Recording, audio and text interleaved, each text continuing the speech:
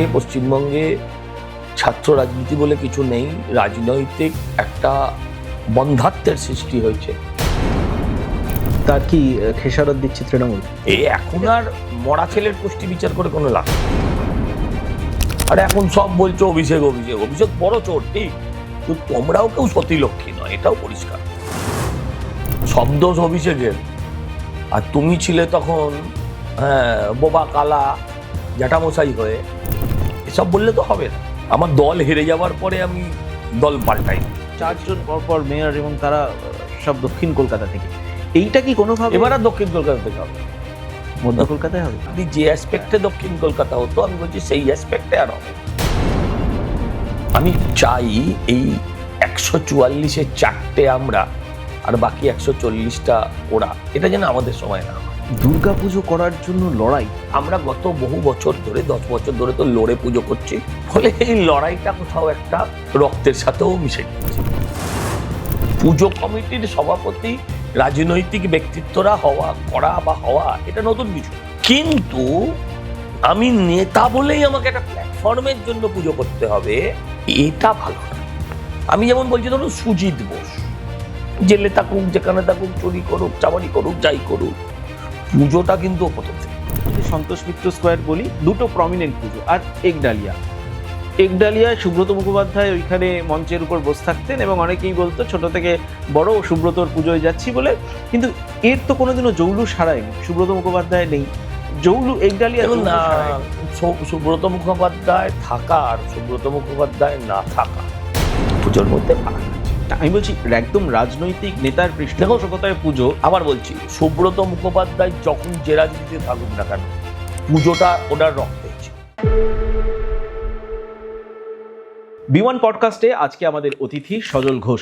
সজল ঘোষের আলাদা করে কোনো পরিচিতির দরকার নেই। কলকাতার পুজো পরিসর থেকে কলকাতা কর্পোরেশন, বরানগরের বিধায়ক, বিজেপির ডাক সাইটে নেতা বললেও কম হবে। সজলদা, বিমানে স্বাগত। কোন পরিচয়টা দিয়ে আগে শুরু করব, বা কোন সেকশন দিয়ে শুরু করব? মানুষ পরিচয় ওইটুকুই থাকবে, বাকি সব কিছু থাকবে না। বাকি সব ওই সাজ পোশাকের মতন একদিন খুলে যাবে। যেভাবে তোমার মানে রাজনীতিতে উত্থান, মানে এটাকে তুমি কিভাবে ব্যাখ্যা করো? রাজনীতিতে আমার খুব স্লো উত্থান। আমার যখন বয়স 17 বছর, 16-17 বছর, তখন থেকে আমি রাজনীতির সাথে সরাসরি যুক্ত। আমাদের সময় কলেজের রাজনীতি, আমরা কলেজে ভর্তি হতে পারতাম মাধ্যমিক পাস করেও, অপশান ছিল তখন, কলেজেও হতো স্কুলেও হতো। তো আমি মাধ্যমিক পাস করে কলেজে ভর্তি হয়েছিলাম, উচ্চ মাধ্যমিক আমি কলেজ থেকে দিয়েছিলাম, ফার্স্ট ইয়ারে আমি জিএস হয়েছিলাম। তো রাজনীতি তো সেখান থেকে চলছে। কিন্তু তারপরে এই যে পার্লামেন্টারি পলিটিক্স, কর্পোরেশন, তারপর হ্যাঁ, এটা দুটো 5 বছরের মধ্যেই হয়েছে। তো এইটা কিভাবে হলো? কারণ তোমাকে যেভাবে চেনে, বিশেষ করে উত্তর কলকাতা পরিসরে দেবুদা বলতে তোমাকে সবাই এক কথায় চেনে, এবং বিশেষ করে ছাত্র রাজনীতি, সেখান থেকে। এখন আর ছাত্র রাজনীতি বলো না, আমার ছেলে কলেজ পাস করে গেছে। না, যখন ছিলে তখন সেই সময়কার কথা বলছি। হ্যাঁ, একটা সময় ছাত্র রাজনীতিতে আমরা অত্যন্ত সক্রিয় ছিলাম, এবং আজকে ছাত্র রাজনীতি বলে ইনফ্যাক্ট কিছু নেই। আজকে ছাত্র রাজনীতি বলে ইনফ্যাক্ট কিছু নেই।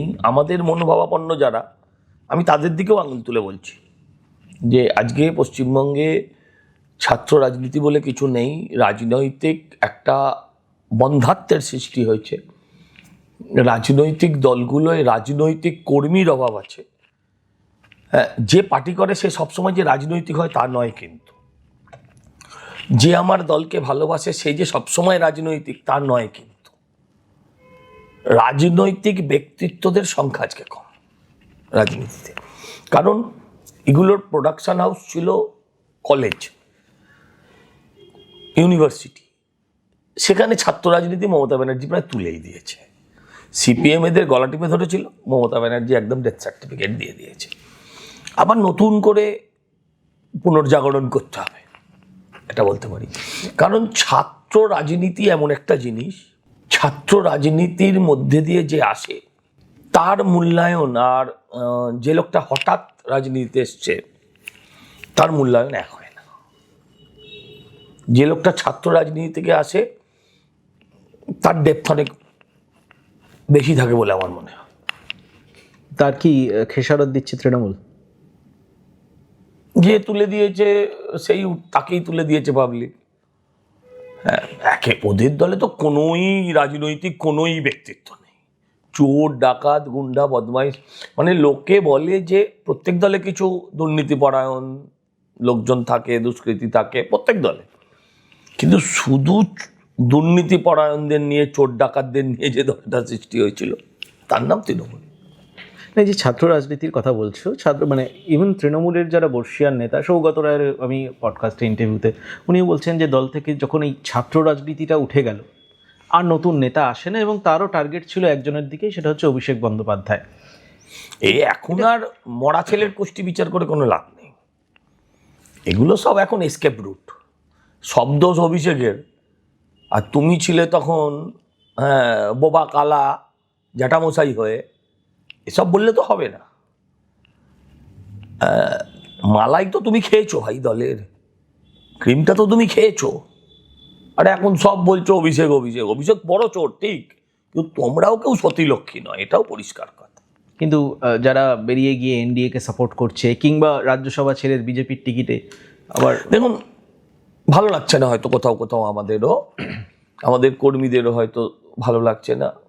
ন্যাশনাল অ্যাসপেক্ট আছে, বড় ব্যাপার আছে, বিল পাস করানোর ব্যাপার আছে রাজ্যসভায়, এখনও আমরা সংখ্যাগরিষ্ঠ নয়, বিল আমাদের ফেল করেছে। একটা সরকারের বিল ফেলড হওয়াটা একটা সরকারের জন্য যথেষ্ট অসম্মানের বটে। এইসব মিলেমিশে এখন ন্যাশনাল অ্যাসপেক্ট কিছু থাকতে পারে। বাংলার বিজেপি কর্মীরা কোথাও এতে খুব একটা খুশি নয়, বাট আমি একজন রেজিমেন্টেড পার্টির সদস্য, আমি এর বেশি এই নিয়ে কিছু বলবো না। তো তোমার বাবার কথা যদি বলি, তিনি দল বদল করেছেন, কংগ্রেস থেকে তৃণমূল গেছেন, মমতা বন্দ্যোপাধ্যায়কে দেখেছেন। এই যে দল বদল করার কি পরিস্থিতি হয় যখন এই যে এখন যে মানে সহজেই বলে দেওয়া হয় যে দল বদল করছে মানে স্বার্থ, ব্যক্তিগত স্বার্থের জন্য। না, আমি একটা কথা বলি, আমার দল হেরে যাওয়ার পরে আমি দল পাল্টাইনি। আমার দল হেরে যাওয়ার পরের দিনই আমি দল পাল্টাইনি না। আর হেরে যাওয়ার পরে যারা দল পাল্টালো তাদের অনেকেই আবার এমএলএও ছিল, যারা এখনো সংসদে আছেন, আগামী 3 বছরও সংসদে থাকবেন, তারা দল পাল্টালেন। ধরুন, আমরা উত্তর কলকাতার ছেলে, আমরা কংগ্রেসি পরিবারে জন্মগ্রহণ, কংগ্রেসটা কম করেছি ওখানে, উত্তর কলকাতায় সোমেন মিত্রটা বেশি করেছি। এখন পুরো কংগ্রেস দলটা যখন শিফট হয়ে গেল তৃণমূলে, তখন আমাদের কাছেও কোনো একটা খুব একটা অপশান ছিল না। সোমেন মিত্র চলে যাওয়ার পর আমাদেরও খুব একটা অপশান ছিল না, ফলে কখনো কখনো সে ঘটনা ঘটেছে, কিন্তু দুটো পরিপ্রেক্ষিতকে এক করবেন না, আমার এটা বলার বক্তব্য। আজকে 4 মের আগে যারা অভিষেকের পেছনে দেব সেনাপতি কার্তিককে দেখতে পেত, যারা যুবরাজ হিসেবে তাকে আহ্বান করত, তারা হঠাৎ বলছে বেটা শয়তান। এটা ধান্দাবাজির জায়গা। রাজনীতিতে দলবদল তো আছে, হ্যাঁ, বাট এগুলো সঙ্গে আমাদেরটাকে মেলালে বোধহয় এক হবে না। এখন যা পরিস্থিতি বলছে যে এখন যে বিরোধী দল যাদের সবচেয়ে বেশি বিধায়ক, তাদেরকেও বলা হচ্ছে তারাও বিজেপির সঙ্গেই রয়েছে এবং বিজেপি দ্বারা পরিচালিত। আপনারা প্রোপাগান্ডা করছেন, এর আগে আপনারা প্রোপাগান্ডা করেছিলেন যে মমতা বন্দ্যোপাধ্যায় বলছি দিদি মোদি সেটিং, মিডিয়ায় প্রোপাগান্ডা করেছিল দিদি মোদি সেটিং। আজকে আর সেটা বলার জায়গা নেই, এখন বলছে অপোজিশন দলটাই বিজেপি পরিচালিত বা কন্ট্রোলড বাই বিজেপি। তখন এগুলোর কি উত্তর দেব? মানুষ উত্তর দেবে, সময় উত্তর দেবে। তুমি এখন বিধানসভায় রয়েছো, বিরোধী বিধায়কদের দেখছো, তুমি শাসক দলের সঙ্গে রয়েছো, এবং তুমি যখন বিরোধী দলে ছিলে, এর মধ্যে শাসক বিরোধী দুপক্ষই তুমি দেখেছো কি? না, মানে আমি তো পুরসভায়, আমরা 3, পুরসভা লাস্ট যেদিন করে এসেছি সেদিন আমরা 3, আমার উল্টো দিকে 135-36 বা তারও বেশি। তো সেখানে আমাদের সাথে কি হয় সেটাও দেখে এসছি। আর এখানে শুভেন্দুবাবু প্রথম দিনই বলে দিলেন যে আমরা ওদের অর্ধেক সময় দেব। ওখানে একটা রেশিও হয় বিধায়ক হিসেবে কে কত সময় পাবে, কিন্তু সেখানে বলে দিলেন যে এই সংসদ চলে বিরোধীদের ওপর, বিধানসভা চলে বিরোধীদের ওপর, তো তাই আমরা অর্ধেক দেব। মেনে নিলাম। এটাই হচ্ছে দুই জায়গার তফাৎ। ওখানে আমাদের মারতেও উঠে আসে, সে ছবিও আপনারা দেখিয়েছেন। আবার এখানে আমরা অর্ধেকটা দিয়ে দিয়েছি সময়ের নিজেদের ছেড়ে, সেটাও দেখছেন। সদা, তোমার বাড়িতে যখন পুলিশ গিয়ে লাথি মেরে দরজা ভাঙছিল, বাড়ির ভেতরে তুমি ছিলে, পরিবার ছিল, কি পরিস্থিতি হয়েছিল, মানসিক পরিস্থিতি? একটা তো রাজনৈতিক লড়াই অন্য জায়গায়, ফ্যামিলির সামনে গোটা বিষয়টা হচ্ছে। এই ধরনের ঘটনা আমার কাছে আমার জীবনে বা আমার ওপর প্রথম নয়। আমার পরিবার এগুলো দেখতে ইউজডুই ছিল। বিষয়টা হচ্ছে যেটা আপনারা দেখেছেন বা দেখিয়েছেন সেটা আপনারা দেখতে পেয়েছেন বলে মিডিয়া যুগে। সিপিএম আমলে আমার বাড়িতে বোমা মেরেছে অন্তত 10 বার।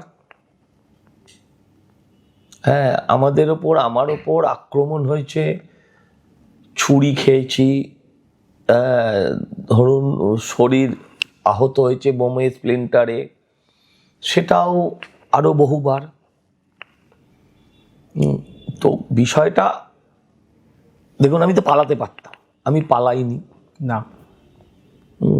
আমার স্ত্রীও আমার পাশেই ছিলেন, তিনিও সাথেই ছিলেন। We are use to. সিপিএমের সময় এগুলো দেখা যেত না, তখন লাইভ ছিল না, সোশ্যাল মিডিয়া ছিল না। হ্যাঁ, কিন্তু এই ঘটনা আরো ভয়ঙ্করভাবে হতো। আর এখানে এটা হলো পুলিশ করলো in front of all cameras. এটাও হতো না সেই আমলে, এতটা উলঙ্গ ছিল না সরকার। পুলিশ তখন আপনাদের অধীনে? কেন আমাদের অধীনে মানে আপনি সরকারিভাবে অধীনে। পুলিশকে অধীনস্থ করার, পার্টির অধীনস্থ করার কোনো মানসিকতা আমার দলের নেই, এটা আপনি ভালোই বুঝতে পারছেন। সুব্রত মুখোপাধ্যায় একবার বলেছিল যে যে শাসক হিসেবে যাকে নির্বাচিত করে জনগণ, তাকেই তো পুলিশ নিয়ন্ত্রণ করার অধিকার দেয়। তো যদি পুলিশ যদি শাসকের কথা শোনে তাতে তো কোনো আপত্তি নেই। এটা সুব্রতবাবুর নিজস্ব মতামত। সুব্রতবাবু শ্রদ্ধেয় নেতা, বাট তার মানে এই তো নয় যে তিনি রামকৃষ্ণ, তার সব কথাই অমৃতের সমান, তা নয়। উনি অনেক কিছুই বলেছিলেন। উনি বলেছিলেন বাজার করো ঘুরে ঘুরে, মমতা করো দূরে দূরে, সেগুলোও বলুন। উনি করেও ছিলেন দূরে দূরে। হ্যাঁ, করেছিলেন। কিন্তু এই সময়, বিজেপির সময়, এই ধরনের কোনো বিষয় আসবে না যেখানে শাসকের দ্বারা পরিচালিত? গতকাল আমার অঞ্চল থেকে আমার একজন খুব সক্রিয় কর্মী অ্যারেস্ট হয়েছে। থানা বলুক যে আমি একবারও ফোন করেছি। শিয়ালদা? থানা কেন না, শিয়ালদা না, আমার বরানগর কেন্দ্রে আমার অত্যন্ত সক্রিয় কর্মী অ্যারেস্ট হয়েছে। আমি তাকে ছাড়ানোর জন্য উকিল নিয়োগ করেছি, কিন্তু থানা বলতে পারবেন এখন না। যদি আবার নাও বলে তাহলে বলবেন শাসক আমারই অঙ্গুলি এলো না, থানা না বলছে। কিন্তু এমন বড় কেস ছিল না যে আমি একবার ফোন করে দিলে থানা ছাড়তো না, বাট আমি বলিনি। বরানগর জয়ের পিছনে আসল রহস্যটা কি? বিজেপির পক্ষে হাওয়া নাকি তোমার ব্যক্তিগত? যে না, আমি ব্যক্তিকে, বাই ইলেকশনের পরেও যে আমি ব্যক্তিকে, ওটাও দলের নির্দেশে করেছি। দল বলেছিল মাটি কামড়ে পড়ে থাকো, পড়ে দেখেছি। ভাই দেখুন, আমরা ছোটবেলা থেকে ভোট দেখে এসেছি। হ্যাঁ, বাবাকে 5 বার লড়তে দেখেছি, মানে 5 বার লড়েছেন, 5 বার জিতেছেন। সোমেন মিত্রকে আমাদের নেতা ছিলেন, তার ভোট দেখেছি। ভোট কিভাবে জিততে হয়, ভোট কিভাবে করতে হয়, ভোট পেতে গেলে কি করতে হয়, এগুলো আমরা জানি। মানুষের সঙ্গে থাকতে হয়, একটাই ওষুধ, একটাই ক্যাপসুল, মানুষের সঙ্গে থাকতে হয়। মানুষের সুখে, মানুষের দুঃখে, মানুষের পাশে ভেসে থাকতে হয়। হেরে গেছি, বেশি ভোটে হারিনি, 7-8 হাজার ভোটে হেরেছিলাম, যেটা এসআইআরে পুরোটাই বাদ হয়ে গেছে, কারণ ওটাই পুরো ফলস ভোট ছিল। বাকিটা আমি 2 বছর মানুষের সঙ্গে ছিলাম, বরানগরে আমায় নিয়মিত দেখেছে, আশীর্বাদ করেছে পরবর্তীকালে মানুষ। কলকাতা কর্পোরেশনের বিষয়ে আসি। বিজেপির কাউন্সিলর সংখ্যা 3 এবং তার মধ্যেও দেখা গেছে এখন 4 হয়ে গেছে। তার মধ্যেও জোরালোভাবে বিভিন্ন ইস্যু সামনে তুলে ধরা, এটা কি কঠিন ছিল? কঠিন তো আমি ছিল সংখ্যার হিসেবে বলছি না, আমি রাজনৈতিক অস্তিত্বের কথাই বলছি। না, ব্যাপারটা যদি সংখ্যার হিসেবে না বলেন তাহলে আবার কেন কঠিন থাকবে? আমি যেটা প্রশ্ন করার আমি সেটা করব, কিন্তু সংখ্যা তত্ত্বের হিসেবে ধরুন ওই যেমন কুণাল ঘোষ যখন একটা সময় বললেই লোকে পুলিশ গাড়ি চাপড়াতো, আমার নাম ঘোষণা করলেই ওরা হই হই শুরু করতো, চিৎকার শুরু করে দিত। সেখানে আমার কথাটা পৌঁছে দেওয়া কঠিন ছিল, এছাড়া কিছু কঠিন না। চোরকে চোর বলবো, সে 3 থাকি আর 300 থাকি, কি গেল এলো। কিন্তু এখন তো পুরসভায়, মানে যদিও পুরসভা ভঙ্গ হয়ে গেছে, তো এখন যারা সেই সময় কাউন্সিলর ছিল বা ভোটে দাঁড়াবে বলে ভাবছে, মানে এক কথায় কারা ভোটে দাঁড়াবে বলে ভাবে? ওই যারা তৃণমূলের, যাদেরকে বলা হচ্ছে তৃণমূলের, তারা ভোটে দাঁড়াবে বলে ভাবছে। ফ্র্যাকশন, তারা এখন সন্ন্যাস নেবে বলে ভাবছে। কিন্তু এই তো একাধিক কাউন্সিলর, যারা কাউন্সিলর ছিল তারা ঋতব্রত বন্দ্যোপাধ্যায়ের সঙ্গে চলে গেছে এবং তারা এখনো পর্যন্ত সক্রিয়ভাবে রাজনীতি করার অঙ্গীকার করছেন। তো দাঁড়াবে তাহলে।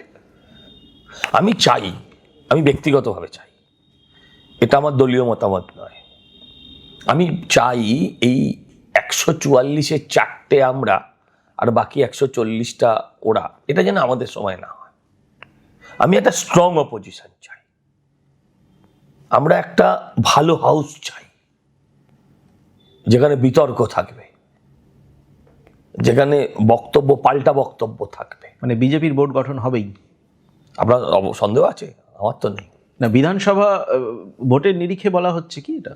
হ্যাঁ নিশ্চয়ই, বিধানসভা ভোটের নিরিখে কেন ধরবেন, লোকসভার নিরিখে ধরুন আপনার যদি ইচ্ছা হয়, তাহলেও আমাদের হচ্ছে। একদমই চাই এবং হবে, এটা নিয়ে কোনো প্রশ্ন নেই। শাসক দল যেভাবে জিতেছিল, এবং এই কলকাতা শহরে ভরাডুবির পেছনে যেমন ওই একটা বিশেষ একটা বই আছে, যেগুলো উচ্চ মাধ্যমিকের ছেলেগুলোর ফার্স্ট সেকেন্ড হওয়ার পেছনে তাদের মানে ওই মানে কৃতিত্ব কি বলে একটা অনস্বীকার্য, ঠিক সেরকম ভাবে এই কাউন্সিলরদের এই হারের পেছনে, পঞ্চায়েতের বা বিভিন্ন স্তরে যারা আছে তাদের এই হারের পেছনে, তৃণমূলের হারের পেছনে তাদের অবদানও অনস্বীকার্য। তো তাদের আবার মানুষ ভোট দেবে? তাদের আবার মানুষ ভোট দেবে? আপনি মনে করেন তাদের আগের বার ভোট দিয়েছিল? দেয়নি, ওরা লুটেছিল, ওরা লুটেছিল। কিন্তু বামেদের সময়ের পর থেকে তো বামেরাও লুটেছে, বামে লোটেনি। আপনি পুরনো সাংবাদিক ভুলে গেলে চলবে? 1990 সাল 10টা বিরোধী ছিল, 10খানা বিরোধী ছিল। এরা ছিল চোর, তৃণমূল ছিল চোর, বামেরা ছিল খুনি, ডাকাত, গুন্ডা, বদমাস। এরা হচ্ছে চোর, এরা বেড়ালের মতন, আওয়াজ করে না, লুকিয়ে লুকিয়ে যা তুলে নেব চলে যাবো, এই ধান্দা। আর ওরা খুন খারাপা করত। কিন্তু অনেকে তো মানে ইভেন শ্রমিক ভট্টাচার্যও বলেছেন যে বেশ কিছু বুথে এজেন্টই দিতে পারেনি কারণ লোক ছিল না বলে। বিজেপির কারা? বিজেপির কথাই বলছেন, কিন্তু লোক পাবলিক ভোট দিয়েছে সেখানে। চিরকালই দিয়েছে, আজকে না। আমি বুঝিয়ে বলছি, 77 সালে সিপিএম এর লোক ছিল বুথে, হ্যাঁ সেটা 30% বুথে ওরা লোক দিতে পারেনি। হ্যাঁ, পাবলিক ভোট দিয়েছে। মমতার যদি লোক দেওয়ার থাকতো, ক্ষমতা থাকতো, তাহলে কংগ্রেসের সাথে হাত মেলাতো, যার ঘর ছেড়ে এসছিল, কিষাণজিদের সাথে হাত মেলাতো, এসইউসিআইয়ের সাথে হাত মেলাতো, তারও লোক ছিল না। মানুষ যখন পাল্টায় তখন লোকের প্রয়োজন হয় না, মানুষ যখন পাল্টে দেয় তখন লোকের প্রয়োজন হয় না। কিন্তু যে এজেন্টটা বসেছিল তৃণমূলের, সে কি তৃণমূলকে আবার ভোট দিয়েছে? এই প্রশ্নটা তো উঠবে। প্রার্থীও তো দিতে হবে আপনাদের, এজেন্ট তো পরে আসছে, আগে তো প্রার্থী দিতে হবে। বিজেপি কি সেই সাংগঠনিক শক্তি তৈরি হয়েছে কলকাতায়? আপনার মনে হয়েছে যে আমরা প্রার্থী দিতে পারবো না? না, আমি জিজ্ঞেস করছি। সেটা গতবারও দিয়েছি, গতবার আমরা 4টে পাই আর যাই পাই, আমরাও গতবারও দিয়েছি প্রার্থী, এটা কোনো কথা হলো না। না, প্রার্থী নিয়ে আমি বলছি না, আমি বলছি যে প্রার্থী দিতে হবে তো, দেবো তো। সেক্ষেত্রে অনেক জায়গাতে মানে সব জায়গায় কি প্রার্থী পাবেন নাকি কিছু তৃণমূলের থেকেও লোকজন আসবে? না না না না, তৃণমূলের থেকে প্রার্থী নিয়ে আমাকে প্রার্থী দাঁড় করাতে হবে, এটা এরকম অবস্থা নয়। এরকম অবস্থা বললে রাজ্যসভা 3টে সিট উদাহরণ রিসেন্টলি। আরে রাজ্যসভায় আমি সিটটা কোথায় পাবো? রাজ্যসভায় আমার এখনো মাইনরিটি, আমি তো রাজ্যসভায় আমি সিটটা কোথায় পাবো? এমন নয় যে ওখানে নতুন ভোট হবে, ওখানে তো নতুন ভোট হওয়ার ছিল না। ওরা যদি পদত্যাগ না করতেন তাহলে আমরা +3 কি করে করতাম? রাজ্যসভা আর রাজ্যের অবস্থা এক নয়। রাজ্যসভাটা তৈরি হয়ে গেছে গত বিধানসভা নির্বাচনের পরে, সেই নিরিখে তার সঙ্গে এর তুলনা চলে না। বিগত প্রায় 25-30 বছর দীর্ঘদিন ধরে, কয়েক দশক ধরে কলকাতা শহরের যা কিছু মানে যারা যারা নেতৃত্ব দিয়েছেন, মেয়র হয়েছেন, সব দক্ষিণ কলকাতা থেকে। হ্যাঁ, বলতে পারেন। সুব্রত না, কমল বসু উত্তর কলকাতার ছিলেন, উত্তর কলকাতার কমল বসু ছিলেন। প্রশান্ত চ্যাটার্জি মধ্য কলকাতার ছিলেন। এইটা কি কোনোভাবে এবার আর দক্ষিণ কলকাতা থেকে হবে না, মধ্য কলকাতায় হবে? মানে ওদের হবে না, মধ্য কলকাতা হবে, এটা আমি কি করে বলবো? মেয়র মধ্য কলকাতা? না না, দক্ষিণ কলকাতা যেভাবে দেখেছেন, কলকাতা মানে মমতা, তৃণমূল মানেই দক্ষিণ কলকাতা। তো যোগ্য লোককেও উত্তর কলকাতায় তিনি সরিয়ে দিয়েছেন। তার কাছে একটা সময় তৃণমূল মানেই ছিল দক্ষিণ কলকাতা। আমি সেই অ্যাসপেক্টে বলছি, সেটা হবে না। দক্ষিণ কলকাতা থেকেও 7টার মধ্যে 5টা বিধানসভা বিজেপি জিতেছে। তাতে বলছেন না না, আমি ওই অ্যাসপেক্টে না, আপনি যে অ্যাসপেক্টে দক্ষিণ কলকাতা হতো, আমি বলছি সেই অ্যাসপেক্টে আর হবে না। মেয়র এটা দল ঠিক করবে, এটাতে আমি কি করে বলবো? আপনি মানে দীর্ঘদিন ধরে বিজেপির সঙ্গে রয়েছেন এবং এত ভোকাল, কর্পোরেশনে আপনাকে আমরা ভোকাল ফর লোকাল। আমি এই মেয়র কে হবে সে নিয়ে আমি বলতে পারি না, না কে হবে সেটা বলছি না, কিন্তু কোথা থেকে হবে সেটাও আমি বলতে পারি। একটা তো ইচ্ছে থাকে যে একটু গোটা কলকাতা শহরের দিকে। আমি আপনাকে ইচ্ছে, তাও তো এর থেকে অনেক বড় ইচ্ছে থাকতে পারে। ইচ্ছে আর বাস্তব দুটো তো এক নয়, এটাও আমি বুঝি। চা আর ঠোঁটের দূরত্ব অনেক থাকে, ডিফারেন্স থাকে। তো আমি ওই নিয়ে ভাবিত না। একটা বিজেপি আমায় যা দিয়েছে, আমি তো আমার 30 বছরের বেশি রাজনৈতিক জীবনে আমি সেটা পাইনি। I am happy with it. একটা মন্ত্রিসভার লিস্ট সব ঘুরে বেড়াচ্ছিল, বিভিন্ন চ্যানেল এটাও দাবি করছিল যে আপনার নামও সেই মন্ত্রিসভার লিস্ট। আমি তো করিনি, আমি তো করিনি। এখনো দুটো একটা বাকি আছে, আপনি আমার নাম ঘোরান, আমার তাতে কি করার আছে? এখনো বোধহয় দুটো একটা বাকি আছে বোধহয়। হ্যাঁ, এখনো দু একটা বোধহয় করা যেতে পারে, আমি যতদূর জানি। তো সেখানে আপনি আমার নাম ঘোরান, তাতে আমার কিছু করার নেই। তো তার তো কোনো দায়বদ্ধতা আমার নেই, আমি কি করে বলবো? না, সেটা তো পার্টির সিদ্ধান্ত, কিন্তু কোনো দুঃখ, যন্ত্রণা, বেদনা, এক ফোঁটা নেই, একটা ফোঁটা নেই। বিশ্বাস অবিশ্বাস আপনার, আমার নেই। আপনি খুশি? হ্যাঁ হ্যাঁ, এনাফ। ভাই, পার্টি আমাকে কলকাতা শহরের 40 লাখ ভোটারের মধ্যে 144টা মানুষের একজন করেছে। পশ্চিমবঙ্গের এই 6-7 কোটি ভোটারের 300টা মানুষ, 294টা মানুষের একটা করেছে। কিন্তু আমি খুশি হব না? আমি আমার সাইজ অনুযায়ী কাপড় কাটি, আমার অত চিন্তা। আচ্ছা, দুর্গাপুজো, এবার তো দুর্গাপুজোর পরিমণ্ডল একেবারে পরিবর্তিত হয়ে গেছে। এখানেও সেই দক্ষিণ কলকাতা এবং না না, আমি নট হ্যাপি উইথ ইট। আমি এটা খুব একটা খুশি না। কেন? এই পাবলিসিটি পাচ্ছি কোথায়? এই ধরুন, এর মধ্যে পুলিশ 2টো চিঠি পাঠিয়ে দিত। সন্তোষ মিত্র? না না, পুলিশ 2টো চিঠি পাঠিয়ে দিত, এই করা যাবে না, ওই করা যাবে না, হ্যাঁ বলে 2টো চিঠি আসতো। পাবলিসিটি তো হতো। হ্যাঁ, মানুষ ভালো করে ঠাকুর দেখবে। মানে এই পুজো আমরা গত বহু বছর ধরে, 10 বছর ধরে তো লড়ে পুজো করছি। ফলে এই লড়াইটা কোথাও একটা রক্তের সাথেও মিশে গিয়েছে। দুর্গাপুজো করার জন্য লড়াই, মানে করতে হয়েছে, প্রতিদিন লড়তে হয়েছে। মানে কানে লাগছে কথাটা? না, কানে লাগবে কেন? আমরা তো চোখে করে দেখতাম, আমরা তো রোজ হৃদয় দিয়ে ফিল করতাম, অনুভব করতাম। আপনারা তো সংবাদ মাধ্যমে ছিলেন, তো আপনারা দেখতে পেতেন না, প্রতিদিন লড়াই ছিল। প্রতিদিন একটা বাঁশ পুঁততে পাগলা করে দিত। ওভারহেড গেট হবে, বিজ্ঞাপনের গেট, সারা কলকাতায় আছে, লেবুতলায় হতে দেবে না। আবার ঝগড়া, টেবিল চাপড়া চাপড়ি, ছবি আনাআনি, হুমকি, পাল্টা হুমকি।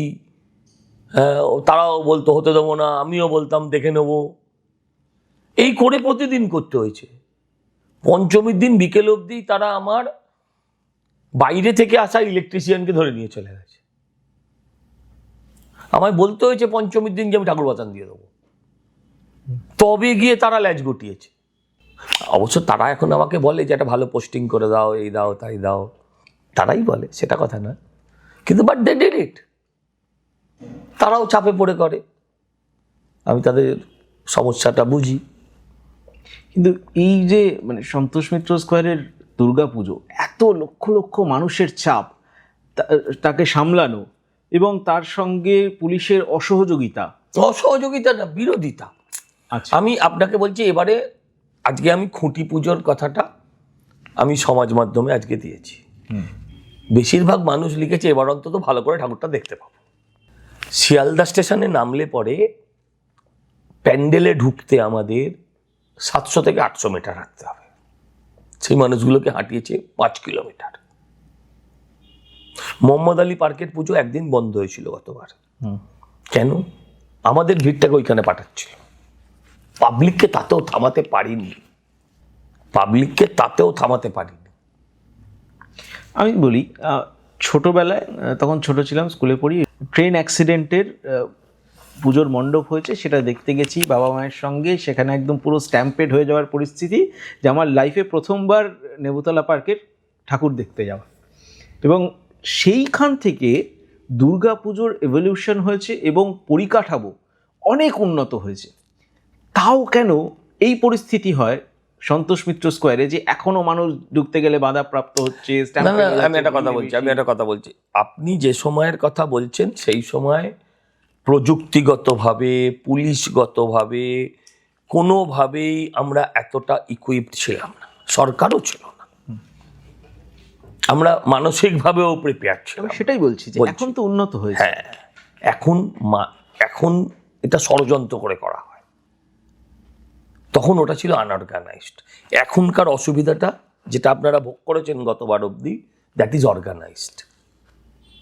সেটা সরকার ইচ্ছাকৃতভাবে মানুষকে ঘুরিয়েছে। ঘোরালে কি হয়? যারা দেখতে এসছে মুর্শিদাবাদ থেকে, যারা 300-400 কিলোমিটার উজিয়ে এসছে, এরা কেমনভাবে আসে? এরা সকালের ট্রেন ধরে, সন্ধেবেলা এখানে পৌঁছায়, সন্ধেবেলা এখানে পৌঁছে সারা কলকাতা দেখে এরা আবার ভোরবেলা ফার্স্ট ট্রেনটা ধরে, আবার ব্যাক করে চলে যায়। তো এই মানুষগুলো তো দেখতে এসছে সন্তোষ মিত্র স্কোয়ার, তারপর সময় বাঁচলে অন্যান্য রুচি সম্পন্ন পুজো প্যান্ডেলে যাবে। তো তারা তো দেখবেই, আগে তুমি 4 কিলোমিটার ঘোরাও আর 5 কিলোমিটার ঘোরাও। বরঞ্চ যেটা খারাপ হলো, ওর মধ্যে তো সবাই বিজেপির লোক আসেনি ঠাকুর দেখতে, তারা পুলিশকে বাব্বা তুলে গাল দিতে লাগলো, তারও ভিডিও এলো। পুলিশের ক্রেডেন্সিয়ালটা লুজ হলো, তৃণমূলের কোনো লাভ হলো না, এটাই হচ্ছে। এখন যখন এই কলকাতার পুজো নিয়ে এত বিতর্ক চলছে, বিশেষ করে দক্ষিণের একাধিক পুজো, এবং সেই পুজোগুলোর ভবিষ্যৎ কী হবে সেই নিয়ে প্রশ্ন উঠছে। সুরুচি সংঘ, চেতলা অগ্রণী বা টালা প্রত্যয় নিয়ে তো বড় বিতর্ক তৈরি হয়ে গেছে। সুরুচি সংঘ থেকে স্বরূপ বিশ্বাসকে বাদ দিয়ে দেওয়া হয়েছে, ক্লাবের পৃষ্ঠপোষক ছিলেন, তারা পদে ছিলেন। তো তারপর থেকে এই বড় পুজোগুলোর অস্তিত্ব সংকটে। এটা নিয়ে আমি আপনাকে কতগুলো কথা বলছি, শুনুন। অস্তিত্বের সংকট সব পুজোরই একদিন হয়, সবাই একদিন শুরু হয়, তার শেষও আছে। আপনি মনে করে বলতে পারেন এরা কবেকার বড় পুজো? আপনি একটু আগে গাইশাল ট্রেন দুর্ঘটনার সময়কার কথা বলেছেন। গাইশাল ট্রেন দুর্ঘটনার সময় কত সাল ছিল? তখন এরা ছিল বাজারে? এরা বাজারে ছিল না। তখন বাজারে ছিল সিঙ্গি পার্ক, তখন বাজারে ছিল একডালিয়া, তখন বাজারে ছিল বাবু বাগান, তখন বাজারে ছিল ফায়ার ব্রিগেড। এরকম বহু পুজো তখনও ছিল। এদিকে ছিল সিমলা ব্যায়াম সমিতি, বিবেকানন্দ স্পোর্টিং ক্লাব। কিছু হারিয়েছে, কিছু ভুঁইপোড় জন্মেছে। এবার রাজনৈতিক পরিমণ্ডলে পুজো হওয়া যেটা শুরু, দেখুন নেতাজি সুভাষচন্দ্র বোসকেও পুজো কমিটির সভাপতি বানিয়েছিল। অতএব পুজো কমিটির সভাপতি রাজনৈতিক ব্যক্তিত্বরা হওয়া এটা নতুন কিছু না। কিন্তু আমি নেতা বলেই আমাকে একটা প্ল্যাটফর্মের জন্য পুজো করতে হবে, এটা ভালো নয়। আমি যেমন বলছি, ধরুন সুজিত বোস জেলে থাকুক, যেখানে থাকুক, চুরি করুক, চামারি করুক, যাই করুক, পুজোটা কিন্তু প্রথম থেকে করত, এটাকে অস্বীকার করার জায়গা নেই। কিন্তু এই যে বাকি মহাপুরুষরা যারা দক্ষিণ কলকাতার, তাদের সঙ্গে পুজোর যোগ কোথায়?